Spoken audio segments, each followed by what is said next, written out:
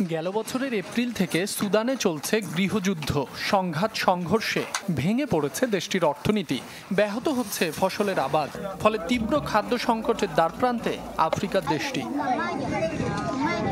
নগদের কাছে সব গ্রাহকই প্রিয়, তাই তো সারা দেশে ক্যাশ আউট চার্জ সবচেয়ে কম। সেনাবাহিনী ও আধা সামরিক মিলিশিয়া বাহিনীর মধ্যে চলা সংঘাতে নিরাপত্তাহীনতায় কৃষিকাজে ফিরতে পারছেন না কৃষকরা। এক বছরের বেশি সময় ধরে চলা সংকটে দুর্ভিক্ষের সম্মুখীন দেশটি। গেল কয়েক মাসে দেশটির সবচেয়ে উর্বর অঞ্চল হিসেবে পরিচিত জাজিরা, গাদারিক ও সিনাল প্রদেশে সংঘাত বেড়েছে কয়েক গুণ। পুরো দেশের খাদ্য চাহিদার বড় অংশ পূরণ হয় এসব অঞ্চল থেকে। দীর্ঘ লড়াইয়ের প্রভাব পড়েছে ফসল উৎপাদনে। নিজ জমিতে ঠিকভাবে শস্য উৎপাদন করতে না পারায় কৃষকদের চোখে মুখে হতাশা। সংঘাতে জড়িত দুই পক্ষই নিজেদের নিয়ন্ত্রণে থাকা এলাকাগুলোতে ত্রাণ প্রবেশ করতে দিচ্ছে না, যার খেসারত দিচ্ছে কৃষিকাজে নিয়োজিত মানুষগুলো। দেখা দিয়েছে খাদ্য নিরাপত্তাহীনতা।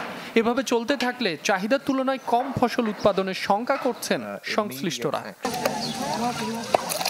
বিশ্ব খাদ্য কর্মসূচির তথ্য মতে সুদানের পরিস্থিতি এতটাই করুণ যে সন্তানদের ক্ষুধা মেটাতে শেষ সম্বলটুকু বিক্রি করে দিচ্ছেন অভিভাবকরা।